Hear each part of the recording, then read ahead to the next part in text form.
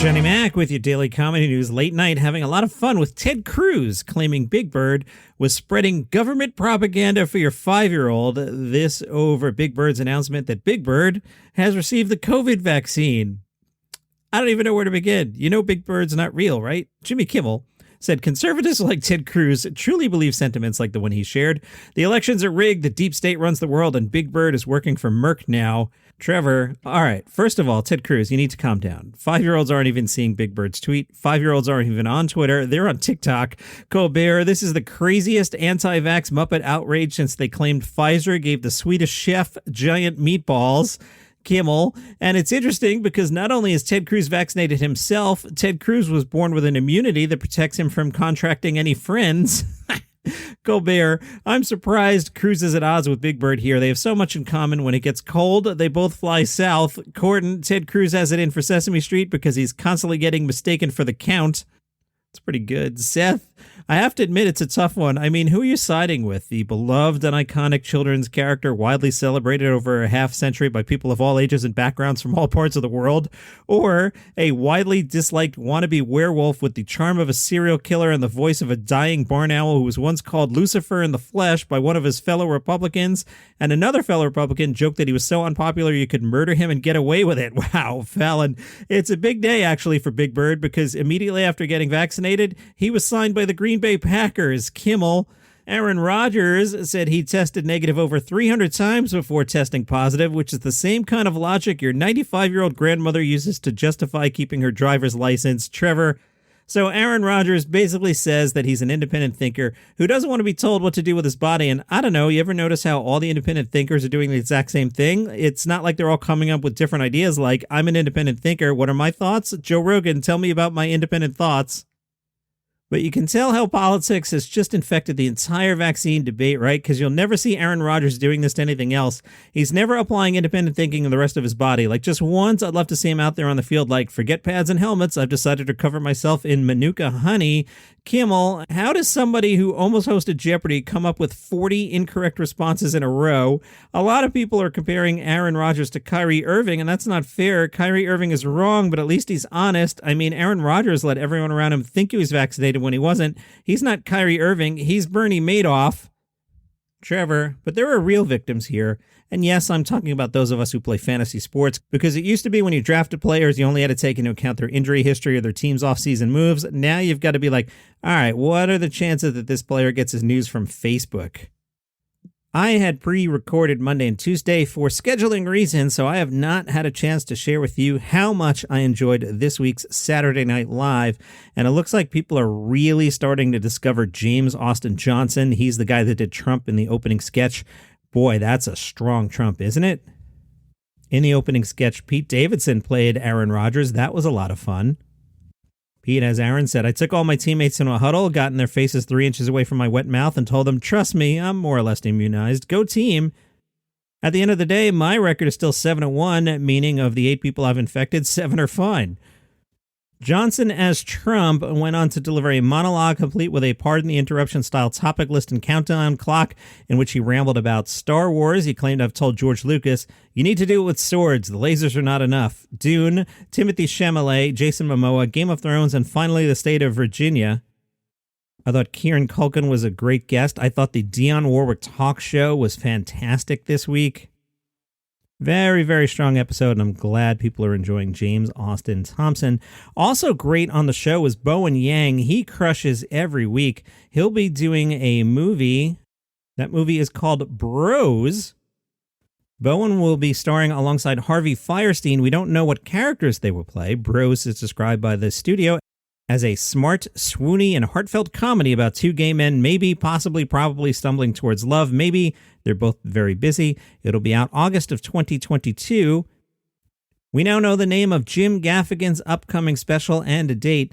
Jim Gaffigan Comedy Monster, Netflix, December 21st. It is Gaffigan's 9th stand-up comedy special overall, his 6th for Netflix. From the New York Post, Katt Williams did not hesitate to pause his live comedy show Saturday night after learning that an audience member had passed out. Katt said, I'm sorry if I won't move on, But that stuff that happened at Astroworld, yeah, that means we can't never continue till we know somebody is MF and good.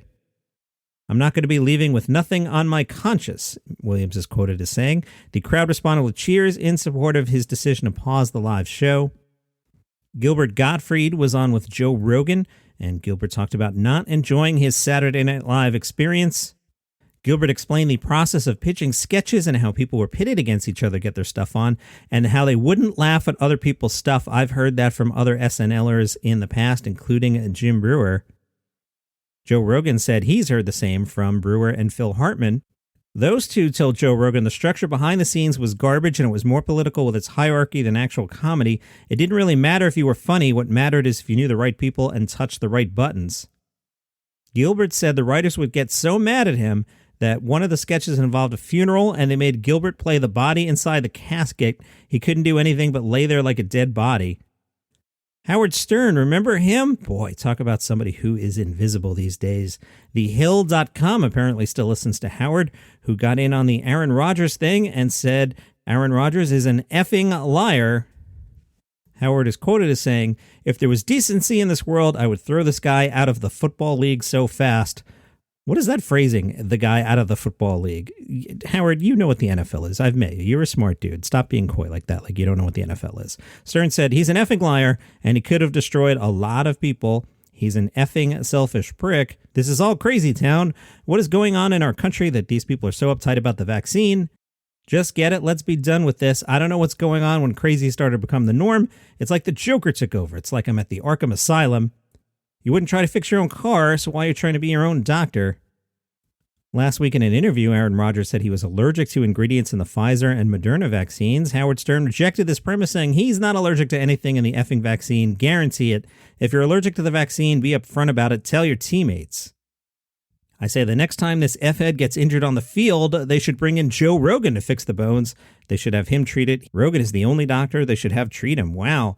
Patton Oswalt from comicbook.com. Spoilers for the Eternals.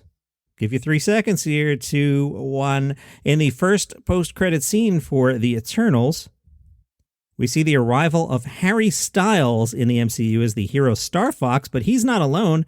Accompanying Star Fox is his sidekick Pip the Troll, voiced by Patton Oswalt. For some reason, ABC is developing a single-camera comedy inspired by the life of Alanis Morisette. This from Variety. It's called Relatable. No details yet other than Alanis Morissette had that album we all liked in 1995. Check your calendar. It's been a while. That album, Jagged Little Pill, fantastic. We all love it. And now a sitcom for some reason on ABC. Okay. And continuing bizarre musician comedy news from Deadline. The Foo Fighters have a full-length feature horror comedy film coming for some reason. Dave Grohl said, after decades of ridiculous music videos and numerous music documentaries under our collective belts, it was finally time to take it to the next level. A full-length feature horror comedy film. Like most things Foo, Studio 666 began with a far-fetched idea that blossomed into something bigger than we ever imagined possible. Filmed at the same house where we recorded our latest album, Medicine at Midnight. Told you the place was haunted.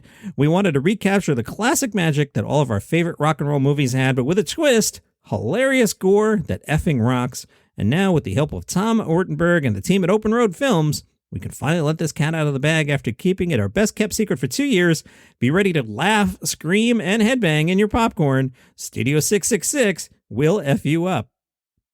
Today's Daily Comedy News is brought to you by the podcast Palace Intrigue. I'm the writer on that. We talk about the royal family, and I actually was interviewed by a British magazine this week asking my thoughts about Katt and Williams' trip to the United States that's planned for next year. And I'm like, okay, I'll answer this. I'm bemused by this whole thing. So I'm now a royal expert. So if you want to hear my expertise on the royal family, you can listen to Palace Intrigue, hosted by Mark Francis. because if I voiced it, it would sound like this, and it'd be like me going, hey, Queen Elizabeth said, and it would just sound ridiculous. So Mark has the right voice for the words, but I write a lot of the words. Palace Intrigue, wherever you get your podcasts. If you enjoy my company here and you'd like to support the show, you can go to buymeacoffee.com/dailycomedynews and throw $5 in the tip jar. Now, today is Wednesday, which is trivia night, and Glenn and I are heading out to the brewery to play trivia tonight. Now, if you listen every day, you know last week we were robbed. Now imagine this. You're in Minneapolis. You got for Vietnamese food. It's a Sunday afternoon. You hit the Lotus restaurant. And who walks in? Dave Chappelle and Justin Bieber. The Lotus restaurant posted pictures of proof. The trivia master asked the question, and don't forget, I'm a royal expert. How many countries are there in England? The answer is 1. He gave credit for 4. We were in first place before that horrible, unfair answer credit thing, and we're mad about it. So we're going back tonight to take the prize. And beer's not free, man. So if you want to buy me a coffee, I'll take your $5 and I'll use it on a beer today. Buymeacoffee.com/dailycomedynews. The New York Comedy Festival continues. Colin Quinn again at 7 o'clock tonight. Verdaz, the Manic Man World Tour. He's at Town Hall at 7. Comics to watch would be my pick for tonight. That's at Gramercy at 10:15. Imagine you're out for Vietnamese food and in walks Dave Chappelle with Justin Bieber.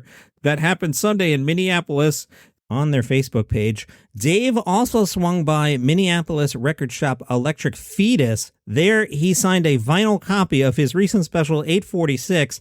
Obviously, to spite me, longtime listeners know that I have a problem with limited edition vinyl being made eligible for the Grammys. We all know 846 was not a comedy album, even if you press it to vinyl. But Dave held up an album to prove that it is indeed an album, and he is spiting me as he wins Grammy after Grammy in a category I don't think he should be eligible in. There's a new Clifford the Big Red Dog movie for some reason. It opens today, and John Cleese is in it. He spoke to the Toronto Sun. He's 82 now, and he said, what I like about this stage of my career is the people who hate me don't buy tickets. I have a pre-selected audience of people who like me and what I do. I don't have to worry about woke folk or anyone like that because there aren't any in the audience. Cleese plays a magical animal rescuer in Clifford. Clifford is the story of a middle schooler who adopts a magical dog along with her wayward uncle, played by Jack Whitehall. John Cleese said he was drawn to Clifford because of its ability to capture fantasy and uncertainty in a young person's life. I think we need more fantasy in our world right now and a little less certainty. And then he chuckled. And as they do in every John Cleese interview these days, they ask him about woke stuff and cancel culture. Are people more sensitive to comedy nowadays? John said, I'm sure they are. If you express any clear opinion, you'll always upset someone. This is why politicians try to say nothing, because the moment you say something definitive, you've upset someone. It doesn't particularly bother me. I'll listen to why they're upset, and sometimes I'll think, maybe that wasn't quite right. Most of the time I think, no, people, particularly woke people, are far too sensitive. They're often sensitive in a way I don't really admire. There's a lot of posturing and virtue signaling, and they find it very hard to understand irony. They think if you say a word, that can be bad. No, a word's meaning comes from its context, not from a dictionary. That's why if you're being ironic and sarcastic, you are using words that are completely opposite of what you were trying to convey. That kind of subtlety is beyond many of the woke folk, because I think many of them are literal-minded and they're lacking in a sense of humor, which after all is a sense of proportion. So John Cleese, what's the future of comedy then? I don't know. I think there's two things going on at the moment that are incredibly important. One is the Trump Republicans trying to destroy democracy in America. The other is the people on the left, the woke folk, trying to destroy everything to do with humor and actually not preparing people for the real world. The woke people are often very sensitive. What I've discovered in my research is a lot of the cognitive behavior psychologists who do a good job dealing with young people's anxiety and depression do the complete opposite of what woke people advocate. In other words, woke people advocate for certain ways of behaving, and that makes these anxieties and depression problems worse. And from Syracuse.com, Chelsea Handler helped a Syracuse man with a surprise proposal during her stand-up comedy show on Saturday. Chelsea said, Tony Maroney and Thomas Coughlin come up to the stage. Coughlin hesitated. She told Coughlin, close your eyes. Coughlin closed his eyes while Maroney got down on one knee. When he opened them, he turned around and saw Maroney holding a second microphone and a Tiffany's engagement ring box as Chelsea Handler started filming the sweet moment. But plot twist, Coughlin actually proposed first about a month earlier. Maroney said yes, but he still wanted to make a grand gesture for his partner. He was nervous and excited, then popped the question. So in front of the world or Syracuse and in front of your favorite comedian, now that Joan Rivers is dead, I want to ask you, because I think you have a crush on me, will you be the Chelsea Handler to my Joe Coy? Coughlin said yes. And that's your comedy news for today. Aww. Follow the show on Spotify, Apple Podcasts, Good Pods. What's the other one? What did I say? Spotify, Apple, Google Podcasts is the fourth one. Boy, that list is getting long. Now, if you noticed in the middle of the podcast, that one sentence sounded weird. You have good ears. I had to replace some garbled audio and used a synthetic voice. This sentence here now is also the synthetic voice. The program is called Descript, and the technology is